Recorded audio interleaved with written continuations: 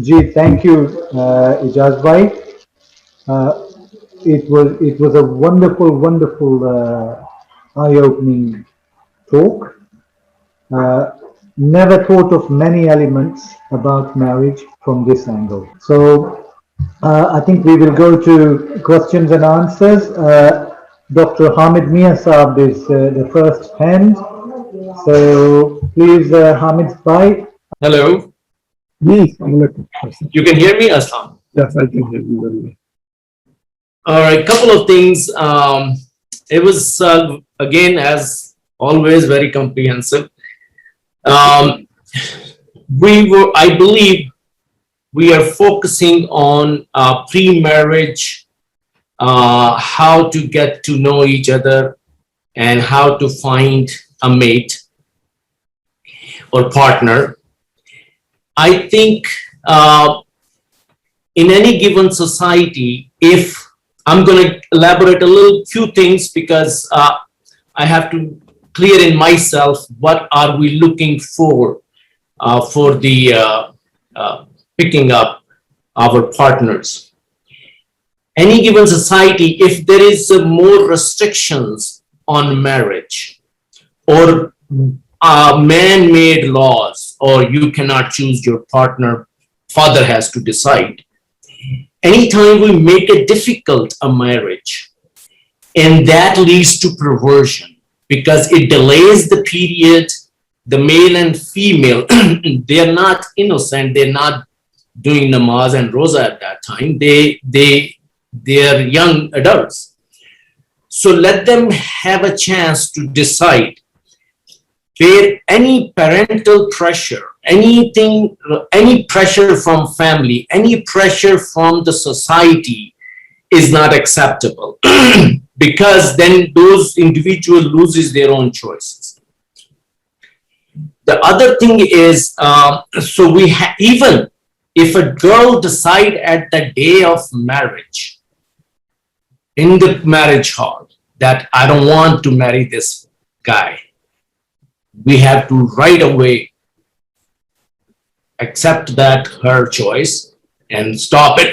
We cannot say, oh, we already paid for marriage hall, everybody's here, so we have to get married. No, that kind of power of female and male. So this is very important. The second thing is, I think, for young adults and male and female, two things are very crucial to understand, because majority of the people in this world, young people, what they have a problem is a self-worth. If majority has that issue, and they do not have a worth for themselves, they don't love themselves. You cannot love others unless you love yourself. So first of all, you have to love yourself, and you have to have your self-worth. Majority of the time what happen is, it's an infatuation, or it's when what happen is, if you don't have a worth and somebody tells you, I love you, you're nice, you feel that you have some worth. So if somebody is giving you a little bit of worth, you get involved with it. It's not by choice, it's by emotions. So emotions should not be involved in there. The second thing is, that person should knowing what you want in life. You have to have a purpose of why you're getting married. Do you have a purpose? What you want in that woman? Are you having a goal which she can support you? She can be a partner to fulfill your goals. Or if she has a goal in life, then he should fulfill the goal. So it's a complementation of each other. If you don't have a goal, if you don't have a purpose, if you don't know why you're doing it, that is very crucial. You need to know if this woman has those potentials that I am lacking. If that's the case, she can complement for those aspects which you are lacking, or if you are giving her something which is she's lacking. So that complementation of each other is very, very interesting, crucial. You have to look, obviously, if I know my lackings, I'm looking for someone who can fulfill those things. Then temptation is another thing. In these societies, in England, in America, the temptations, when we obviously young kids go to school, colleges, universities, and they are meeting other people. It's very important because we came from a third world society. We have that mentality, oh, the girl has to, she can decide. If she's working in a hospital, or he's working in a job, and they know each other for a couple of years, the male and female, and if girl come home and tells her dad that, you know, I like this guy and he's been working with him for, that's a blessing. One should say, go ahead, let's talk. Because it's not like, oh, no, you cannot. Oh, okay, let's go. There's a Lahore, there's a guy who's for you. No, not like that. We have to be open to that. Let me give you an example so we have a clarity. Moses was sitting under the tree and he saw two girls going to feed the sheep, but they were hungry, but the girls were holding the sheep, not letting them go because other goats were drinking the water. He was watching. He was in exile. He was kicked out from that society, and that society was unjust. And he saw there's so much oppression to the slave people. When he was thinking in his mind, and got up and went there, and he asked, why you're not letting these sheep to drink the water? They said, we are poor, these are rich people, that's their sheep are there, so they are drinking the water. He picked up the sheep, took them to the water, fed them, and gave it back to them, those two girls, and came back under the tree and started reflecting. He did not say, hello, how are you? My name is Moses, and what's your name? You know, what's your telephone number? No. He did what he did and came back. Those girls went home and they invited him. He was young, they were young. So when they went home, Moses talked to their father, and Moses was very open, very honest. He told everything what he did, where he was. He's in exile. He had by mistake made a murder or whatever. Girls were listening. And one of the girls called the father and said, Father, hire him. We are two young girls and he's a male. Why she's saying she liked him? If you look at the story, the way she said, oh, my dearest father, hire him, he will be benefit. And even though father didn't know anything, she's suggesting her own marriage in a way that keep him, hire him, and we'll see. So, and father, the way she said it, it was beautiful. And the father hired him. And then eventually she got married to him. So what she said there, two things. He said, he is the honest, not honest. He is the honest and the strong. Means he came, he got from the goat from us, took them, fed them, and went back. He did not boost himself. He did not say, he was honest and he was strong to do that. It's very strong to do that in front of those rich people. So she liked the characteristic in him. There is no Eimaan or Imale Saleh in it right now. It is just the human character, what she saw. And he said, this is the guy I want to be with. That's it. The rest comes later. So they decided to do this. And the other example is a Prophet Joseph example, because he was given a refuge in a house. So when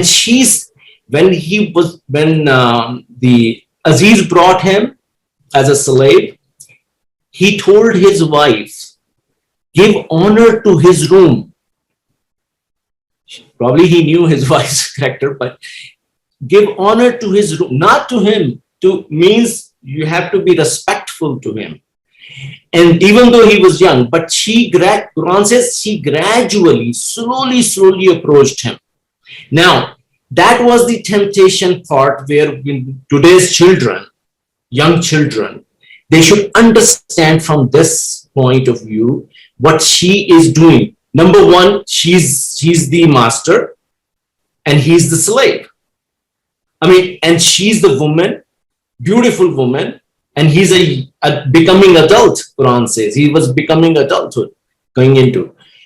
And she has a temptation towards him, and she, obviously, if it's my boss and she's a female and I'm working there and she's trying to catch me, what else I want? I mean, she's the boss, everybody likes it. So you see where he says, Joseph, that my Rab in a way, he said that the one who gave me refuge, he protects me.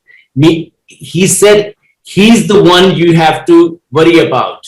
Means it could be both ways. The God who had protected me before, and he will protect me. The second thing is the guy, her husband.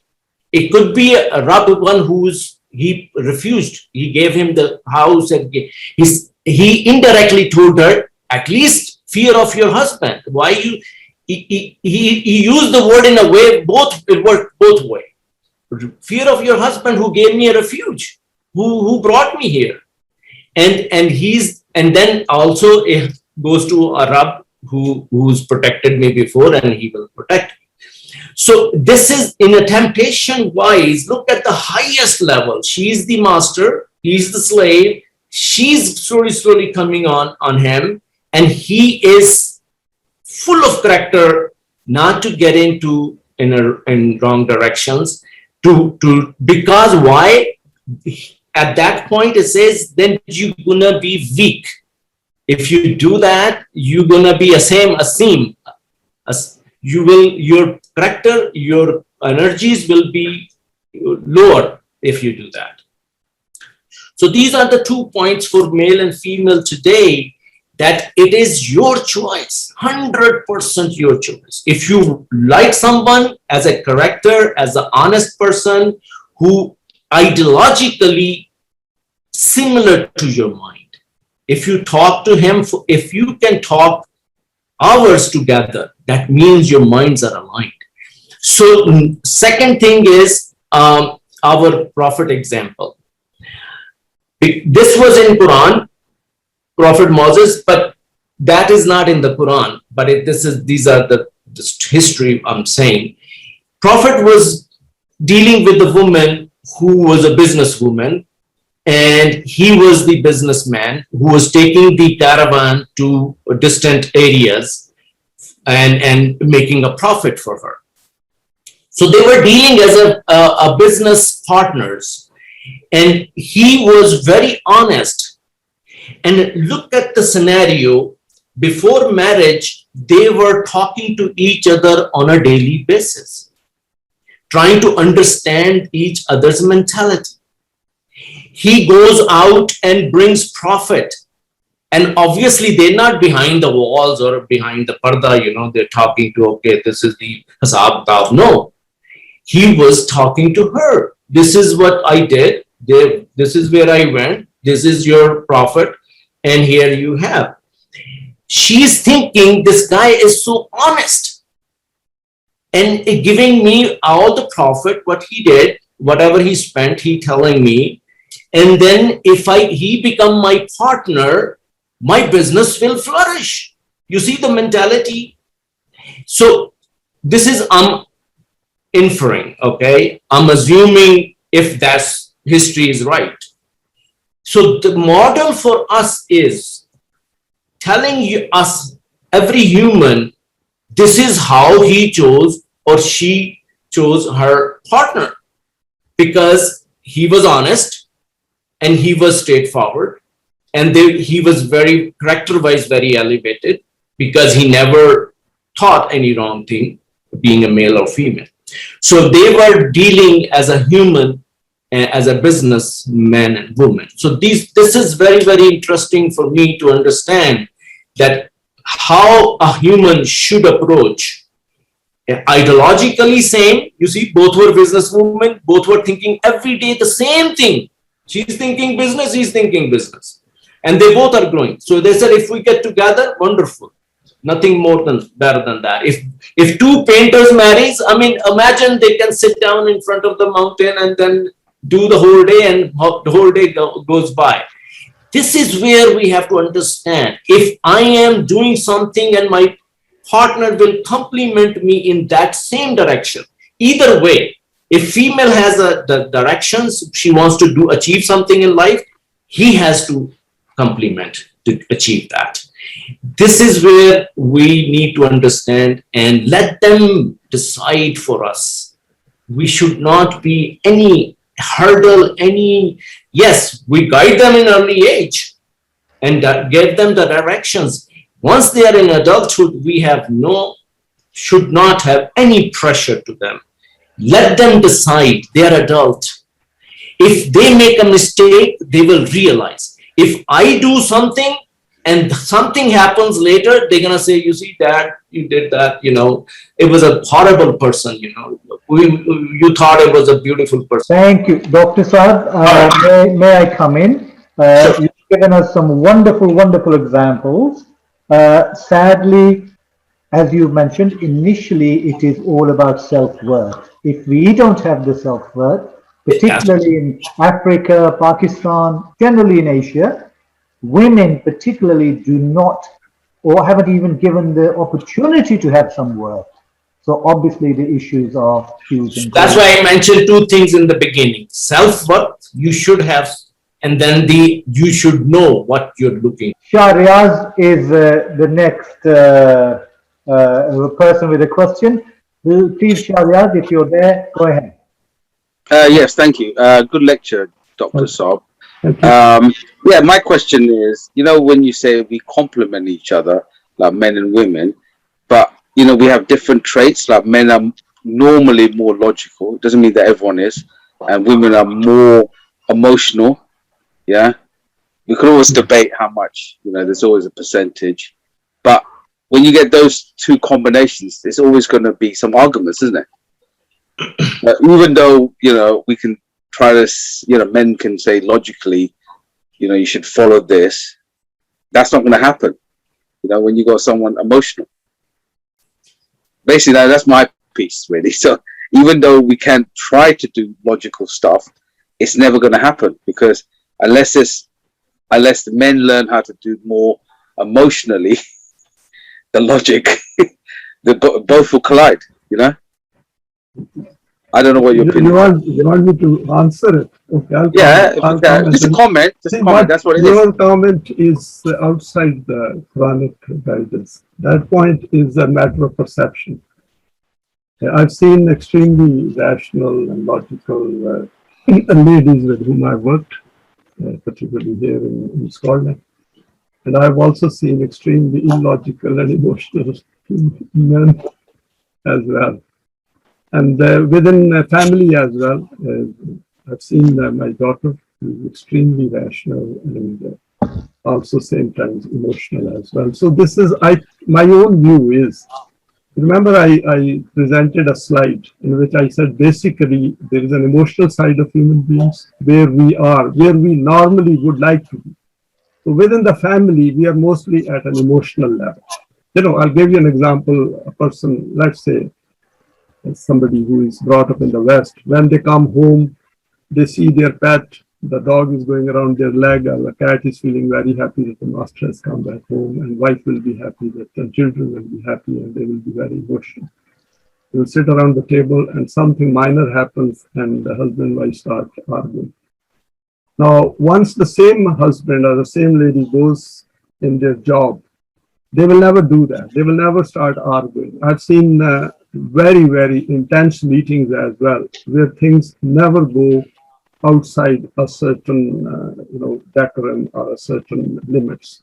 And the reason is we exercise self-control because our job is dependent on that. Whereas at home, we are a bit more relaxed. We take for granted our wives or our husbands. And we also have higher expectations. For example, a husband returns home and the wife is there.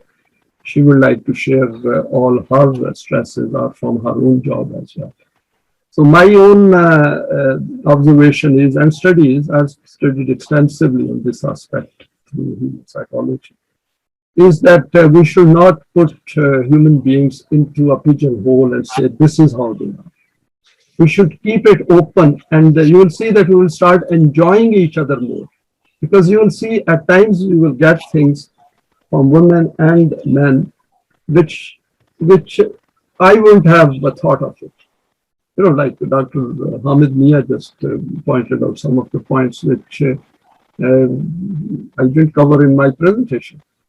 And this is part of our learning. I cover certain aspects, she covers another aspect. So if we educate and train and become more rational, you will see the same human being who's got a same self and a self-worth. They will start coming out of that. So, and secondly, the individual should also make an effort. There's so many books available now and YouTube videos where women, even who are staying at home, as housewives, they should not confine themselves to that, and men should encourage them as well. And so I will not do that by putting them into a particular pigeonhole and say men are more rational or women are more rational. There is an emotive side of it, which I also pointed out, that there is an emotive side of being a mother, that the finer aspects in which women may be a bit more detailed. They go into more detail. Like there is a book, remember, women are from Venus and men are from Mars. And I've read that book in which he tries to classify them into various sections. And I also met one of our customers who said women are more multitasking as compared to men, which is again not right. I didn't argue with her because she was very unhappy with us. So, and the third stage, which I mentioned, is Quranic. Actually, that is where people should try to go into that. And if we go into that, our balance will come both on our emotional side as well as rational side. Because then we will have an external standard of values to follow. We will come out of our own relative values rather than I following my own desires. If I bring my desires within the values of the Quran, then I will become universal. Because I know that what is my desire is the desire of every child and every human being in this world. For example, if I like traveling, I'm sure every human being wishes to travel. If I like good food, every human being wants being free from fear and huzn, every child. So that is my... Okay, thank you. Okay. Thank you, Uncle. Okay, next we have Amjad, Uncle. Assalamu alaikum to everybody. Welcome. Fantastic presentation. My question was on Surah number 2, ayat number, I think, 222 or 221, where it says, marry a Mu'min, do not marry a mushrik. So the question that's in back of my mind is, majority of the people are label themselves either Sunni, Wahhabi, etc., etc. And the Quranic thinker is, I guess, at the moment is only maybe 0.05%. We're really at the early stages, and of that work. So where do you stand from that perspective? I mean, Dr. Hamid talked about Musa alayhi salam, and the lady sort of expressed a desire to marry the Musa because of the quality. So at that time there was nothing regarding Eimaan. So if you've seen, if your daughter or your son wants to marry somebody who has got, a good quality, however, he is linking to certain sect, what do you do in that instance? It's a very good question and a very practical question. I think this was partly discussed in our question answer session, which followed Brother Ubaid's presentation. And over there, Brother Ubaid had said that under the circumstances, anyone can marry anyone you like. Now, Quran obviously is pointing, if we look at verse 2 to 1, it is in context of addressing Jamaatul Mu'mineen. If you go to 218, that is where this segment starts. And you come down first, Yasaluna Kamaza Yunfikun, that is the verse 219, and then it follows that pattern. Now, the difficulty we have, and I agree with you that if we apply this shirk thing, then all our sects fall within that. In fact, most of our sects and individuals over there are least interested in the Quran. They're more interested in following some kind of their own religious belief system. So in the West, it is relatively easier because children over here have that kind of brought up. They are bold enough to talk to men and women without much problem. There is no inhibition as such. So they should decide themselves. Firstly, for example, if a girl and a boy over here, they want to get married, of course, parents can facilitate. There are loads of groups. In fact, we have also formed a group.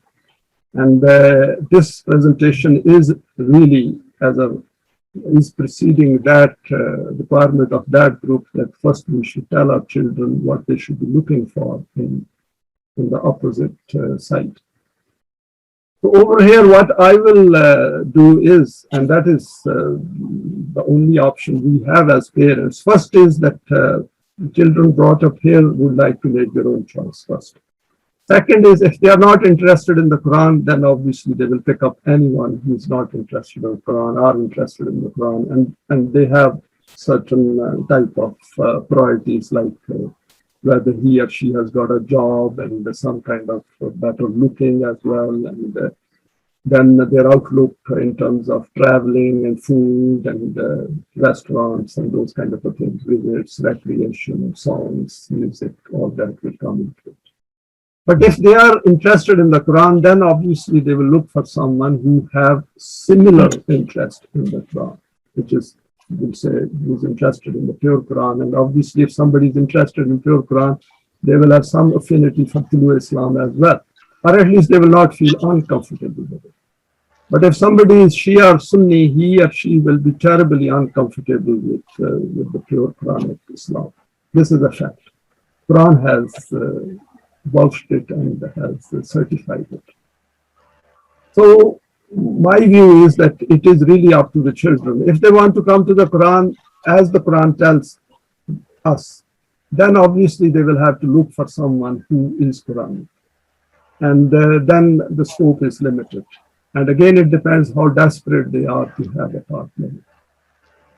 Because it is a choice. Remember, it is not a compulsion from the Quran.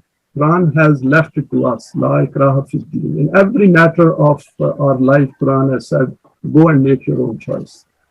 It is not that istirari amal which we discussed, Dr. Hamid discussed in detail. So over here, it is our choice. And if we have made that choice, then we have to live with it and persevere. For example, if we have ended up with someone who is not ideologically Quranic, and particularly, I've seen it that because girls have a problem in finding a boy, and the boy says, I'm pure Quranic, and the girl will say, oh, I'm pure Quranic as well, no problem. You give them a book, they will go through it. And once the marriage takes place, it turns out that they have absolutely nothing to do with the Quran. They hate everything which the Quran says. But this is the way life is. And obviously there will be problems because then they will not be resolved. There will be one tire which is deflated and one tire is fully inflated. Thank you, Dr. Ejaz. We have other people waiting. I hope that was sufficient answer. It's Saima Hamid Saiba and then Hamid Mian Sahib. Yeah, I just wanted to ask if the Quran specifies that whether one gender should fulfill the household duties like cooking, cleaning, laundry, or whether this is something that the husband and the wife or the prospective husband and wife can negotiate with each other as well. Yes, it is. You finished? Yes, it is. It is very much both husband and wife. Home chores should be joined together, very frankly. And actually, if we look at it, basically, that we have a body which has hands and which has legs. On the other hand, exactly the same as women has. So if I can go and pick up my own glass of water, I should have a pride in going and picking up a glass of water myself, and not only drinking myself, but enjoy offering to others as well. This is the worst kind of dependency or disability, where I have my hands and legs and everything, and I expect others to do it for me. I've seen it in Pakistan. I remember one of my brothers who asked his wife to give him water, and I said, "Why don't you get up and go and get your water?" He was quite embarrassed. And the wife said that he has never ever picked up a glass of water himself. And this is a disability, and this is a gross disability which men particularly display. They expect women to do everything in the house. And same goes for, if you remember Dr. Hamid, I'll quote him, he said a word, "I love you." When I expect my wife, a partner, to give me love, then I have become dependent on her. What if she doesn't give me love? I'll be very unhappy rest of my life that she is not loving me. And this is what happens in a Western marriages as well. The worst kind of dependency is that what I can do, I fail to do it. For example, I can give love to others, which is within my control. I can give affection and kindness and compassion and empathy, sympathy, everything to others. But I must not expect others to do it to me. This is not a question of expectation. This is the way our self develops. You get my point? It is the earlier we understand, the earlier children understand that they are a complete unit, they are independent, they have their own integrity, and they must learn to stand on their own feet physically as well as psychologically. Same goes for women as well. It doesn't mean that we should not have love and affection for each other. Even on this forum, as Mu'mineen, we have a lot of affection for each other. We may not express it, but I know there is. That is why I come here, we join and we share it. And the Quran has said, the word used is Allah fa baina qulubikum, ulfat. The word ulfat is used here. Allah fa baina qulubikum. Allah has inclination as well towards mu'min.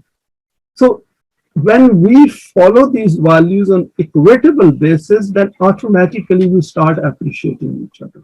So it should be shared, but still we should not impose it on each other. See, women also have a lot of empowerment, and by their getting more empowered, they can gradually entice, they can gradually draw attention to other human beings, and they do come to that side. They do gradually become inclined. When I came here, most of my job back in Pakistan was done by a salon. But I enjoyed doing it right from the first day because I knew what I'm getting into. But I enjoyed it more when I came towards the Quran, because then I understood that I've got two hands and two legs exactly like any other human being. So I must do my own job. I must do my own work. And we should encourage children as well to participate, but not moan about it, not to criticize them. For example, if we ask a child to wash dishes, and you will see children will rarely refuse, but they may never do it. But if they don't do it, don't moan about it. Just leave it and keep telling them. And another is, children should be encouraged to stay at their own as well. If they can go to an education institution where they can stay independently, you will see they will learn everything very quickly. All those who have never washed dishes and who have never cooked, they will be doing everything themselves. But if they have a strong value, we should not be scared of sending them away as well. Thank you very much. Thank you, sir. Thank you. No. Dr. Hamid Mian, please go ahead and your comment or question. Yeah. Okay. Can you hear me? Yes, we can. Loud as daylight. All right. Two little questions. Which one, you mentioned that no prophet, there's mention of divorce. Hazrat Lut, Prophet Lut left his wife because no similar ideology.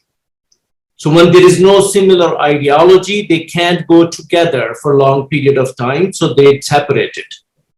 So that's, I just want to clarify that. And And just a minute. My point was that as such, Quran hasn't called it a divorce. It was a it is a divorce. I know it was not a formally announced that now you divorce. That is our societal thing. It's a contract. So once you're leaving, that's it. I'm done with you. That's divorce. It's not. We don't have to say I divorce you, I divorce you, I divorce you. It's automatically understood. Quran gives us little clues. He doesn't have to explain when they signed the contract or not. The other thing was when you in the ayat, I think it was 2117, Surah 20, ayat 117, where it says to Adams, then you and he will be the enemy of you and your Zawj. So my question is, obviously, Zawj could be a wife or could be a companion. So who is the enemy there? It is about Iblis and Shaitan. If you see the verses, it's their own desires and emotions. Own desires. Okay. It is exactly the same point which you had pointed out that if it is not under intellect, if intellect is not under wahi, this is how you will be. So that temptation was the shaitan in both of them. Okay. You can call it, you remember it is shajar, and shajar is about divisions, which cause divisions. Well, I mean, they probably, is the temptation coming into their heads, or temptation is part of it, I agree. Yeah. So yeah, that's I was want to clarify that. Oh, thank you very much. Enemy of that's both of them. Yeah. That's it. One quick point regarding male and female. We always have this wrong understanding that the females are emotional, men are not emotional. That's not true. They have some qualities because the motherhood quality has to have that kind of aspect in them. But otherwise, one who understands the life and the knowledge and the Quran, those females are very, very strong. Yes, the aspect of motherhood is separate. It's same with the men, they have a separate physical life. Female has a physical life, they're separate. That's called dunya. But for akhira, means for their self-development, there is no difference at all. You can, yes, I can wash the dishes, you can wash the dishes. I can go run and earn the money and bring it and run the household. But that's just the part of dunya, the temporary things. But for permanent things, we both are free to exercise as much as we can to build our potentials and capacities. The problem was the male dominance created that thing in their mind, in their subconscious level, to female, that they're emotional, they have a less brain. So even if I do it to my child for like 10, 12 years, he loses his self-esteem, he loses his self-worth. So imagine over thousands of years telling females, you are this, you are emotional, you have no brain, you're even the MRI shows you're different. Nonsense. It's not that's not how it is.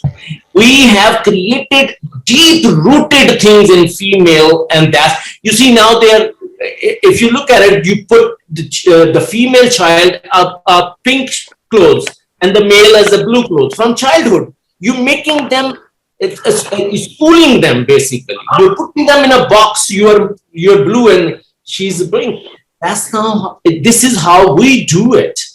This is how they did it over a period of time, because the male chauvinist societies, male was always dominant. So female has the same potential, except I said the motherhood has to have it there. And the same way, if the man has an earning aspect of it, that's fine. That's just the worldly aspect, not the self aspect. So we have to be very careful that I don't buy this. All these women who are understood the Quran, who are here very strong. Look at Mary. You cannot imagine at the time of when the religion was prevailing, and she was in a mosque or church or whatever. Today, a male in a mosque and sitting there, if Maulvi is talking wrong, he does not have a courage to get up and say he's wrong. She got up and went against the church and against the society. I mean, I never saw such a revolutionist female like that way. I mean, I cannot do it in the mosque today, probably. I would probably, I did. But what I'm saying is she has that much courage. It's all your understanding and your knowledge. The more knowledge gives you freedom. You have to pursue knowledge every day and night. I'm telling you, Moses' dua is not very simple. You have to understand it. He says, Rabbi shrah li sadri wa yassir li amri wahlul uqdatan min lisani yafqahu qawli. It is so powerful to me that I always have in my mind. And we have to, it's a male, female, I don't buy that, but people say that. Thank you, Dr. Saab. Ejaz bhai, if we have time, my daughter, Dr. Sana, would like to make a comment. Yes, please. Go ahead, Sana. Salam, everybody. Thank you, Uncle Ejaz. I think that was really many interesting points and lots of food for thought for us all to continue and pick up. Also, Uncle Hamid, I agree completely with what you're saying. And I think that this is a big misconception. Sometimes it's just a lack of knowledge. So it's even, lack of knowledge. So many times sometimes women can feel that, oh, that's a disrespect and it's purposefully done, and men try to belittle women in this way. I think many times it's coming from a place of just lack of knowledge. But yeah, I think that if we have a continuation, Uncle just laid out a really good foundation, and if Uncle Hamid, I'm putting you out there, but if you wanted to, do a part 2 or a continuation with these relevant examples of the prophets, peace be upon them, as you've been talking about them, I think especially for myself and the younger generation who are tuned in, I think is very, very helpful to put things into perspective. And just the other quick thing I wanted to say is that I work with couples, so obviously married Muslim couples, and something that I see a lot is that... If you could just introduce what you do. Oh, yeah. So I'm a counseling psychologist, so I work with individuals as well as couples. So I work heavily in the Muslim community, so with mental health and non-mental health challenges. Something that I see with the married couples, within households, obviously there's two sort of fundamental issues. One is the lack of understanding around Islam, loads of misconceptions, misinformation, as we all know. And then the other is specifically regarding marriage. I'm seeing the issues that are coming into the sessions and so forth. It really is because there's a lack of conversation and dialogue in households. So exactly how we're sat here today, we've had some really interesting comments, questions, so forth, really good lecture. Before people are marrying, the parents aren't actually talking to their children about what is marriage. So one aspect is, okay, how do we look for a partner, what's important, so forth. And obviously, as Uncle Hamid, you were saying, I totally agree. That's the comment that I wanted to make that you already did regarding this pressure society brings, families, individuals, culture, which is a big barrier. But also, how do you what is it like to be married? What does that entail? That might sound really silly, but I see this, it's a theme, and I work with all different types of people, all different cultures. So, okay, we know that we need to get married, right? Once we've signed the contract, Nikah's done, the festivities are done, now what? So people are marrying, but it's almost like they're still two individuals, so there isn't that unity. And I'll be honest, people don't know how to do that. So they want to, but there isn't conversations happening in the household. So there's always, you know, girls grow up, especially, oh, you get to a certain age, you need to marry, but there isn't anything, there's no further depth. So that's also why we're seeing a lot of issues, especially from what I see, and I'm sure many can relate, in terms of people being married, especially, you know, the younger generation now who are doing so. So yeah, I just wanted to contribute these points.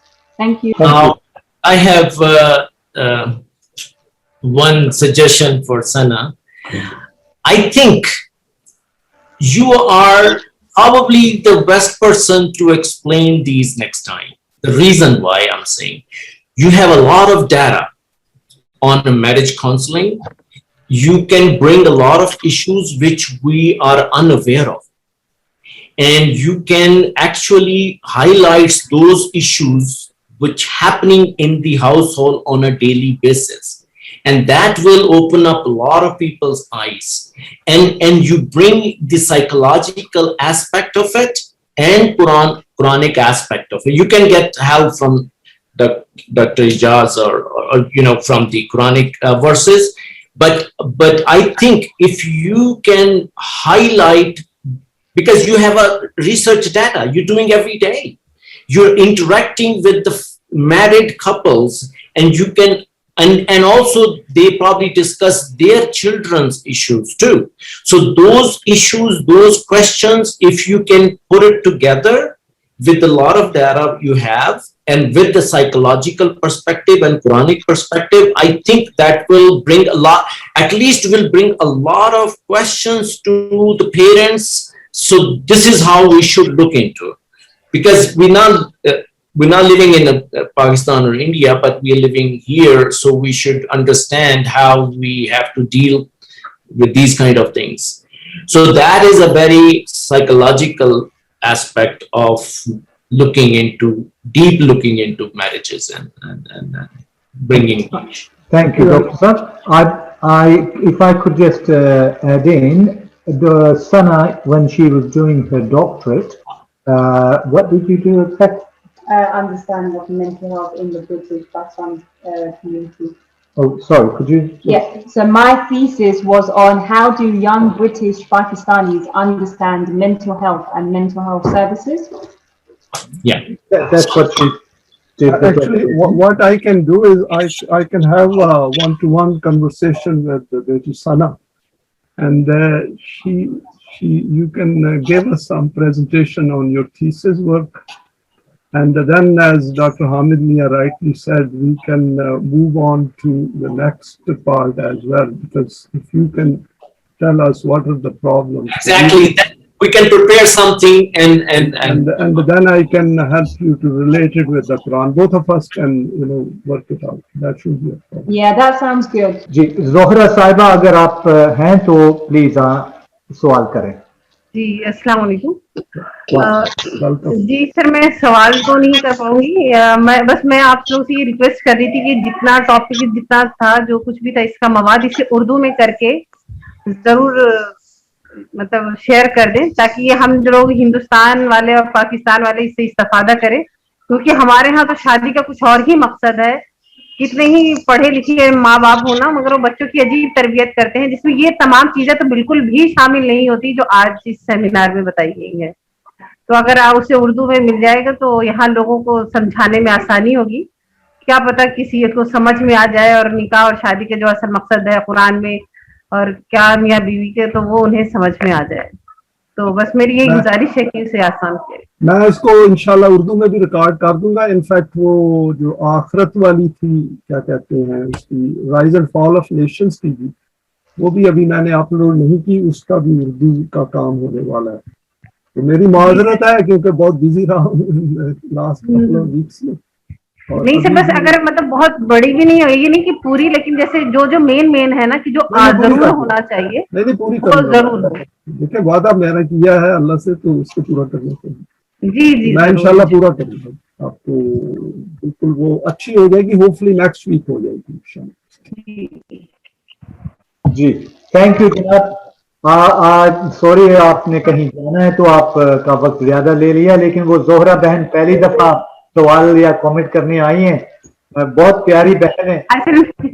جی جی اصل میں آج کا topic ایسا تھا سر کہ وہ آپ کے سب کے لیے بہت ضروری ہے، کیونکہ صحیح معنوں میں زندگی کا آغاز اسی سے ہے، میاں بیوی، پھر اس سے آگے نسلیں بڑھتی ہیں، تو اگر ان کی صحیح رہنمائی کر دی جائے تو پھر تو آسانیاں ہی آسانیاں ہیں. مگر وہی ہے کہ یہ علم ہونا چاہیے لوگوں کے پاس، لوگ واقف نہیں ہیں. جی جی بالکل صحیح، بہت مہربانی، اپنا خیال رکھیں. ڈاکٹر صاحب آپ وائنڈ اپ کر لیں. اور میں کیا نام ہے، ایسے ایک اور ہے جو ڈاکٹر حامد میاں نے جیسے بات کیا، ایسے کریں گے کیونکہ یہ تو آن گوئنگ ایشو ہے، تو انشاءاللہ ہم ایک اور کوسچن آنسر سیشن اس کا رکھ لیں گے اگر محسوس ہوئی، ضرورت محسوس ہوئی. جی سر ہندوستانی معاشرے کو ذرا اور زیادہ ذہن میں رکھیے گا، کیونکہ چونکہ یہ ایک طرح سے دیکھا جائے تو سب لوگ کنورٹیڈ ہے نا، تو یہ اپنے سابقہ مذہب سے اس قدر جڑے ہوئے ہیں، وہ ان کا اثر ان کی شریانوں میں بہ رہا ہے، تو ان کا سارا وہ کتنا بھی پختہ بن جائے نا، وہ چیز آ ہی جاتی ہے ان کے اندر. تو یہاں تو بچپن میں بھی عورتیں لڑکیاں بھی بڑی نہیں ہوتی، یہ اسکول جائیں تو انہیں یہ سکھا دیا جاتا ہے اگلے گھر جانا ہے تو کھانا پکانا ہے، تو کپڑے سلنے ہیں، تو یہ ہے شوہر کی خدمت کرنی ہے، ساس سسر کا خیال رکھنا ہے. یہ نصیحت کی جاتی ہے کہ ہم تمہیں ڈولی میں بھیج رہے ہیں، تم وہاں جنازے سے نکلنا مگر پلٹ کے نہیں آنا. اور اتنی ساری چیزیں ہوتی ہیں سر کہ آدمی مر جائے مگر ماں باپ کے گھر نہ لوٹے، چاہے کچھ بھی ہو جائے. تو ذرا اس معاشرے کو نظر میں رکھ کر تیار کیجیے گا تاکہ ان کی زیادہ رہنمائی ہو سکے. میں انشاءاللہ یہ ساری جو باتیں آپ نے کی ہیں، آج میں نے تھوڑا سا، میں مانتا ہوں، تکلف سے کام دیا، تو اردو میں جب میں کروں گا تو اس میں اگر ہو سکا تو 2 پارٹس میں بھی کر سکتے ہیں اس کو. اس میں میں ساری تفصیل تھوڑی بہت کور کر دوں گا جو آپ نے پوائنٹ آؤٹ کی ہیں، جو میں نے خود بھی خیر تجربہ کیا ہے. ایک میں چھوٹی سی بات کر کے جس کا میں نے ایک سلائیڈ میں ذکر کیا تھا، راج پرساد کا. راج پرساد نے بہت کاؤنسلنگ کی ہے ہسبینڈ اینڈ وائفس کی. وہ کہتا ہے کہ ایک سوال میں پوچھتا تھا ہسبینڈ اور وائف کو سیپریٹلی، میں انہیں کہتا ہے اگر تمہارا بیسٹ ایک دن جو ہے میں تمہیں کہوں وہ کیسا ہوگا، تو کہتا ہے سرپرائزنگلی ہسبینڈ کا جو بیسٹ دن ہوتا تھا اس میں وائف نہیں ہوتی تھی، اور وائف کا جو بیسٹ دن ہوتا تھا اس میں ہسبینڈ بھی نہیں ہوتا تھا. تو میں نے یہی سوال گھارا کہ وائف سے پوچھا کہ تمہارا کیا بیسٹ دن ہوگا، تو لائک اسمارٹ وائف اس نے کہا تم پہلے بتاؤ. تو میں نے اسے کہا میرا تو ہر روز بیسٹ دن ہے، کیونکہ میں تو قرآن کے راستے پہ آ گیا ہوں، تو ہر روز میرا بیسٹ دن ہوتا ہے. تو we had a good laugh. تو اس میں ہوا یہ کہ میری کالیگ تھی ساتھ، اس کو بھی میں نے یہ سوال نیکسٹ ڈے جا کے پوچھا. میں نے کہا وہ تم she had a boy friend, تو میں نے کہا اس سے پوچھو. اس نے جا کے اس سے پوچھا، اس کو میں جانتا تھا، وہ بھی ادھر ہی کام کرتے. تو اگلے دن میں نے اسے پوچھا تم نے اسے سوال پوچھا، تو واپس آ کے کہنے لگی مجھے ہاں میں نے اسے سوال پوچھا تھا تو تھوڑا اس کا فیس سیڈ تھا. کہتی ہے وہ جو ہے نا وہ اپنی پریویس وائف کی باتیں کرتا رہا.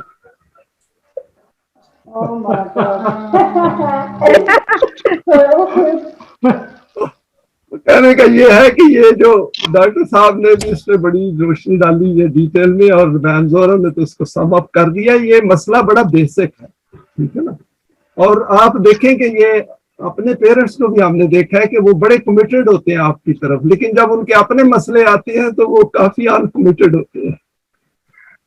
وی have to be very very careful, کیونکہ لائف سیریس معاملہ ہے. چلیں اوکے بھائی، تھینک یو سو مچ. اور سبھی بہن بھائیوں کا بہت بہت شکریہ.